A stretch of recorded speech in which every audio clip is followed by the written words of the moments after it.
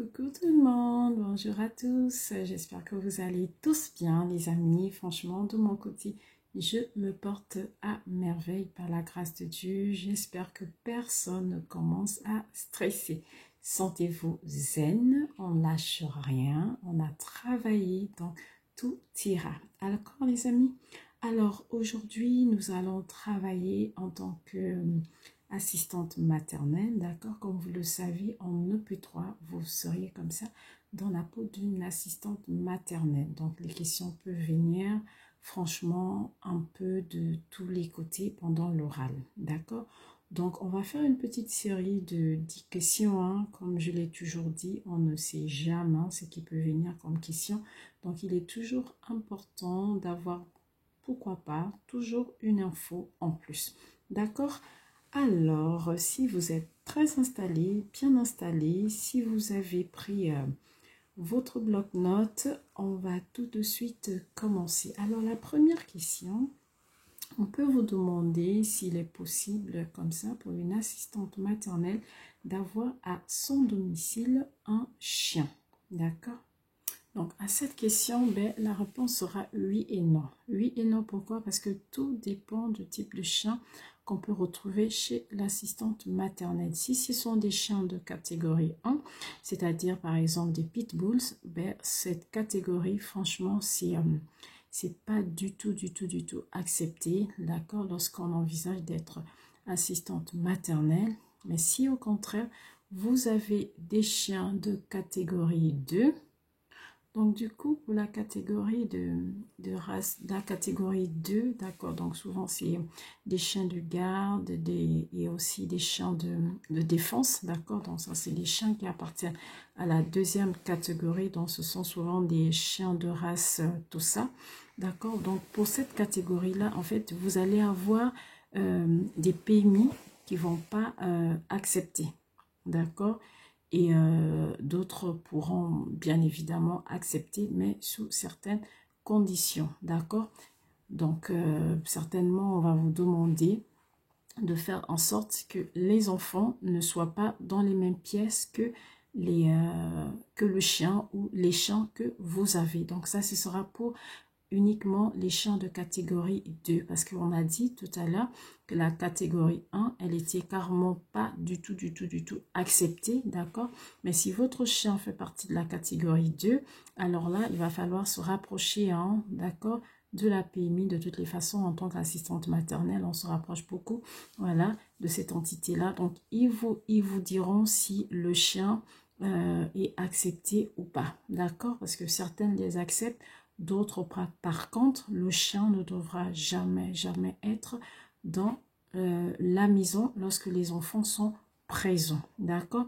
Autre chose aussi, c'est que si ce n'est ni catégorie 1 ni catégorie 2 et que c'est d'autres catégories, d'accord, à ce moment-là, la PMI également, ils vous diront, d'accord, ce qu'il y a à faire. Mais dans tous les cas, il faudrait déjà que les parents soient forcément informés, d'accord, que vous avez un chien, d'accord.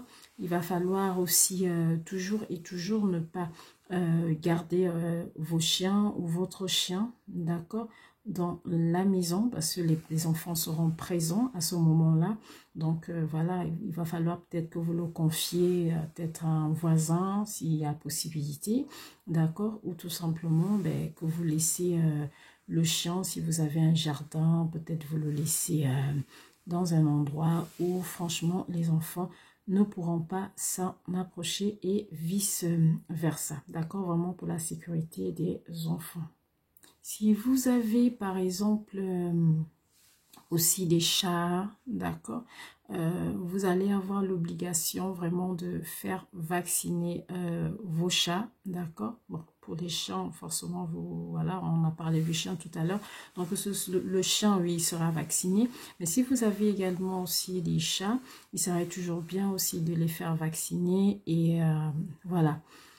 Qu'est-ce qu'on peut encore ajouter à cela? Bon, voilà, hein, ce sera un peu ce que moi je peux vous donner comme information concernant la garde de vos animaux lorsque vous êtes assistante maternelle. Si on a parmi vous qui ont beaucoup plus d'infos, mais vous pouvez bien évidemment, de façon respectable autant pour moi, nous mettre en commentaire. D'accord? Ici, nous sommes là pour s'entraider et amener tout le monde à obtenir ce fameux diplôme. Question numéro 2. Question numéro 2, c'est une question qui, voilà, qui met pas tout le monde forcément OK. Voilà, le nombre d'enfants que peut garder une assistante maternelle. Déjà, tout dépendra de l'agrément, d'accord, qu'a l'assistante maternelle, parce que dans son agrément, on va forcément préciser le nombre d'enfants que l'assistante maternelle peut avoir chez elle. Il faut savoir que il faudrait savoir que si l'assistante maternelle, d'accord, est elle-même une maman, c'est-à-dire que si elle a un enfant de moins de 3 ans, d'accord, cet enfant sera compris dans l'agrément de l'assistante maternelle si et seulement si elle doit elle-même s'en occuper, d'accord?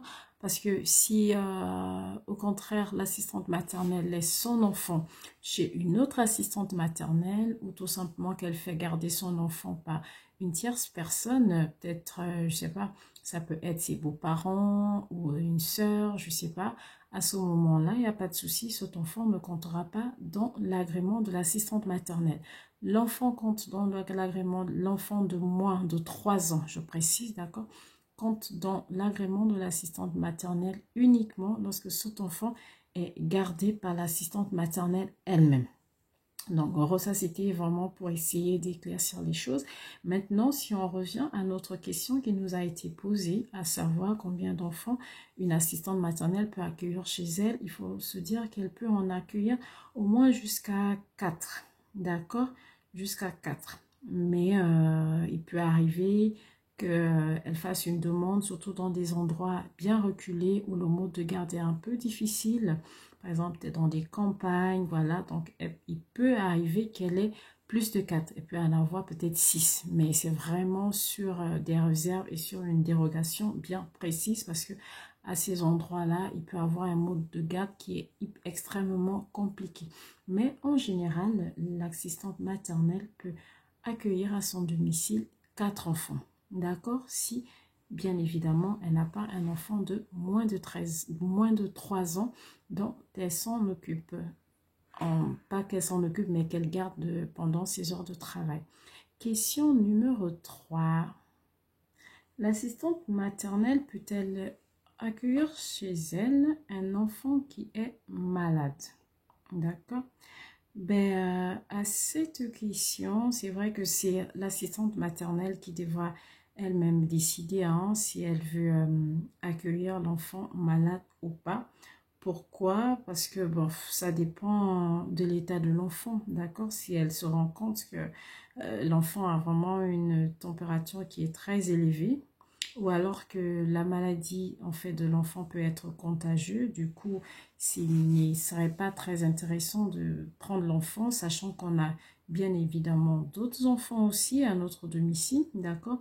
Cela pourrait aussi être selon les consignes, d'accord, qu'elle aurait reçues de la PMI, selon, comment dirais-je, c'est-à-dire lorsqu'elle est en face de ce genre de problème, d'accord, de ce genre de, pas de problème, mais de situation, voilà, pour mieux parler, voilà. Donc, ça dépendra des consignes qu'elle a reçues de la PMI, d'accord, lorsqu'elle fait face à ce genre de situation.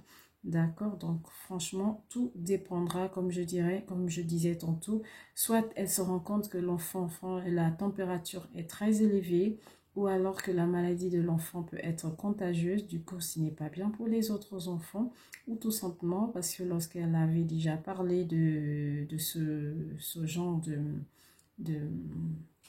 Ah là là, de genre de situation, excusez-moi, il se fait un peu tard, je suis un peu fatiguée. Ce genre de situation, voilà, elle avait eu consigne, elle a reçu consigne de la part de la PMI de ne surtout pas prendre un enfant malade, surtout si, voilà, l'enfant présente une forte température ou tout simplement, c'est une maladie qui est source d'éviction, d'accord? Donc, à ce moment-là, elle ne peut pas prendre l'enfant. Maintenant, si l'assistante maternelle se rend compte que l'enfant, voilà, peut-être qu'on a remis l'enfant le matin, il avait l'air plutôt bien et qu'après, ben, l'enfant devient de plus en plus pas bien du tout, la température est montée, ben, qu'est-ce qu'il faut faire? Il faut déjà avoir l'accord des parents hein, pour administrer, d'accord, les médicaments. Donc pour cela, il va falloir qu'elle ait l'accord des parents. Donc elle doit avoir soit l'accord téléphonique des parents pour pouvoir donner le médicament. Donc avant qu'elle donne le médicament, il faudrait qu'elle ait soit l'accord téléphonique des parents, soit tout simplement qu'elle ait l'accord écrit des parents. Voilà, donc parce que le matin, lorsqu'ils ont amené l'enfant, ils savaient très bien que l'enfant n'était pas très en forme. Donc, à ce moment-là, il faudrait qu'elle demande aux parents de faire déjà l'accord. Comme ça, si dans la journée, ben, il y avait besoin de donner du Doliprane, ben, à ce moment, il n'y a pas de souci.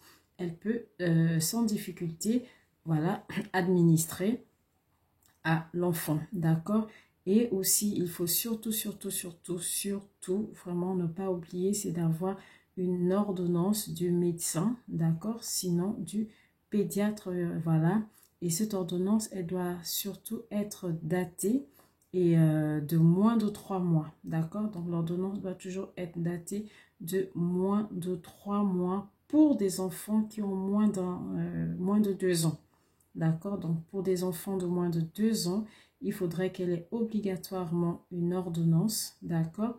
Donc, voilà, faite par le médecin de la famille ou sinon du pédiatre. Et cette ordonnance, elle doit être de moins de 3 mois si l'enfant a moins de 1 an. D'accord?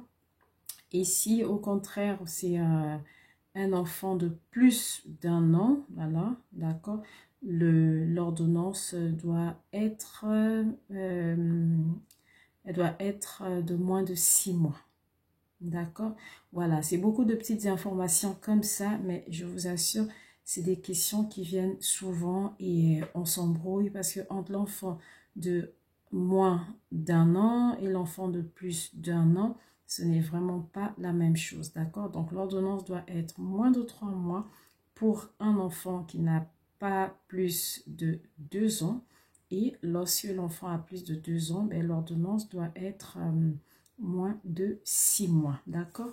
Donc, en gros, il faut vraiment l'accord des parents. Il faut également aussi l'ordonnance et surtout que tous ces petits points-là soient bien détaillés. J'espère que vous avez tout compris parce que je sais qu'à des moments, j'ai un peu bugué. Il est 23h50. Je suis un peu fatiguée, mais bon, je tenais à vous faire cette petite vidéo. On va la faire et puis voilà. Donc, question suivante. Une question qu'on peut aussi vous poser, c'est de donner les droits de l'assistante maternelle. Ben, l'assistante maternelle, déjà, elle a droit à ce qu'on respecte sa vie privée, d'accord? C'est pas parce qu'elle travaille à son domicile que, voilà, on ne doit pas respecter sa vie privée. Donc, le respect de sa vie privée, l'assistante maternelle a droit à l'assurance vieillesse, d'accord? À l'assurance de retraite également, donc vieillesse, retraite. Elle a également droit dans l'année à un nombre d'heures qui s'élève à 58, d'accord? Donc elle a droit à une formation de 58 heures par an. Donc cela voudrait dire il arrivera des moments où malheureusement, voilà, hein, les parents devraient trouver un mode de garde parce que l'assistante maternelle devrait aller en formation, donc au moins une fois par an. Bon, voilà, donc elle va dispatcher comme ça ces 58 heures-là dans l'année, d'accord, mais elle a droit à cette formation. Vous savez, le monde de la petite enfance évolue beaucoup, donc si on ne se forme pas, si on ne revoit pas ce qu'on a déjà appris, si on ne revoit pas ses acquis, on devient rapidement obsolète, d'accord? Donc il faut à chaque fois s'actualiser, faire une mise à jour, c'est vraiment important. Elle a droit à quoi d'autre? Voilà, le nerf de la guerre, bien évidemment. Elle a droit à son salaire. Ben oui, elle a également droit aux congés, mais à des congés payés. Voilà. Donc, voilà un tout petit peu les droits de l'assistante maternelle. Question suivante. Quels sont les vaccins obligatoires pour la tranche d'âge 0-3 ans? D'accord, donc voilà, lorsque vous devez laisser votre enfant, confier votre enfant chez une assistante maternelle, en fait, tout parent devrait vérifier le carnet de santé et se rassurer que certains vaccins sont bien à jour. Bon, pour ces vaccins que l'assistante maternelle devrait vérifier qu'ils sont à jour, autant pour moi. Donc, on va avoir comme ça l'hépatite B, on va avoir le pneumocoque, on va avoir la rougeole, les auréoles, la rubéole également, la coqueluche, l'influenza. On va avoir on appelle souvent DTP, d'accord, donc c'est un vaccin 3 en 1. Donc on va avoir, voilà, c'est diphtérie, tétanos et poliomyélite. D'accord, donc voilà, tous ces vaccins-là devraient être à jour. C'est très, très, très, très important pour que les parents le fassent avant de confier leur enfant, parce que obligatoirement, l'assistante maternelle, elle devra vérifier les carnets de santé et se rassurer que tous les enfants ont leur vaccin bien à jour. D'accord, les amis? Question suivante. Une autre question qui peut vous être posée, c'est de parler de la pédagogie Montessori. On parle beaucoup, voilà, de cette pédagogie Montessori. Qu'est-ce que c'est cette pédagogie Montessori? La pédagogie Montessori, en fait, c'est tout simplement le fait vraiment de laisser l'enfant libre de ses choix d'activité, d'accord? Donc, on va vraiment laisser l'enfant apprendre tout seul, à son rythme. On va pas le forcer du tout, du tout, du tout. Donc, l'enfant va comme ça apprendre en expérimentation, hein, d'accord? Voilà, et voilà, tout seul. On ne viendra pas être acteur dans le choix des activités, d'accord, de l'enfant. Donc, l'enfant va vraiment être en toute liberté de découvrir, voilà. Donc, un tout petit peu, après, vous pouvez chercher en profondeur la pédagogie Montessori, mais en gros, c'est vraiment le fait de laisser l'enfant un libre choix, d'accord, dans ses activités. C'est vraiment de respecter que l'enfant puisse apprendre à son rythme et surtout qu'on ne vienne pas forcer, d'accord. C'est en gros, c'est ça la pédagogie Montessori. Après, si vous voulez en savoir un peu plus, je vous encourage vivement à aller regarder sur Internet, d'accord? Au moins, vous savez que c'est des questions qui peuvent arriver. Donc, moi, je peux vous donner comme ça, mais je vous encourage toujours d'aller un peu plus en profondeur, d'accord? Question suivante. Tout à l'heure, nous avons parlé un tout petit peu des droits, d'accord, de l'assistante maternelle. Mais si on parle de droits, il faut aussi parler de devoirs, bien évidemment. Alors, les devoirs pour l'assistante maternelle, il y aura beaucoup de choses, hein. Il faudrait déjà qu'elle signe un contrat, d'accord. Voilà, donc elle doit signer un contrat, elle doit respecter ce qui a été, voilà, assigné dans ce contrat, d'accord. Donc, elle va signer un contrat avec la famille, d'accord? Elle doit vraiment se comporter de façon professionnelle, respecter le secret professionnel. Elle doit avoir un logement qui est sécuritaire pour les enfants qu'elle accueille, donc un domicile qui sera propre, qui sera bien entretenu et surtout, surtout qui reprendra aux normes, d'accord, aux exigences de la PMI, d'accord? Qu'est-ce qu'il faudra encore? Voilà, il va falloir qu'elle s'occupe des enfants, voilà, donc qu'elle leur fournisse les soins d'hygiène, voilà, confort, sécurité, voilà. Et qu'est-ce qu'on peut encore dire pour les devoirs de l'assistante maternelle? Elle doit toujours avoir aussi son attestation de responsabilité civile professionnelle. Elle doit en plus ajouter une assurance si, bien évidemment, elle a une voiture. D'accord? Parce qu'elle ne va pas prendre sa voiture, transporter les enfants, peut-être aller au parc, si elle n'a pas d'assurance pour sa voiture. Et par ricochet, je profite pour dire que lorsque l'assistante maternelle doit utiliser son véhicule pour prendre les enfants, il faudrait qu'elle ait au préalable obtenu déjà l'accord écrit des parents. D'accord? Autre devoir de l'assistante maternelle, c'est quoi? C'est de vérifier aussi voilà, les vaccins, hein, comme on le disait tantôt. Donc, les vaccins des enfants qui arrivent chez elle, il va falloir qu'elle vérifie que tous les enfants sont bien à jour dans leur vaccin. D'accord?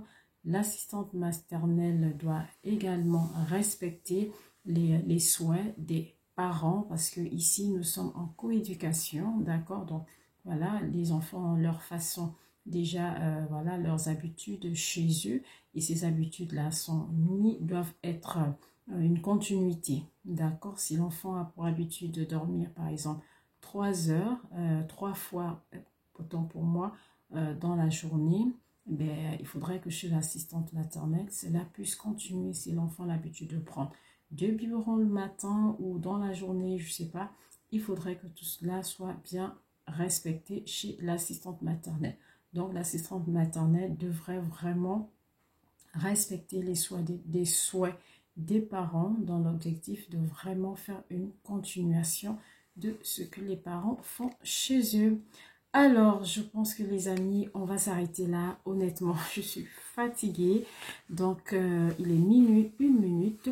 Sur ce, je vous dis à très bientôt. J'espère que j'aurai du temps la semaine prochaine. C'est pas souvent évident entre le boulot, ma vie de famille, voilà. Mais je vous oublie pas, je suis avec vous. Et je vous dis une bonne nuit parce que là, je vais aller me coucher. Allez, ciao les amis et merci encore.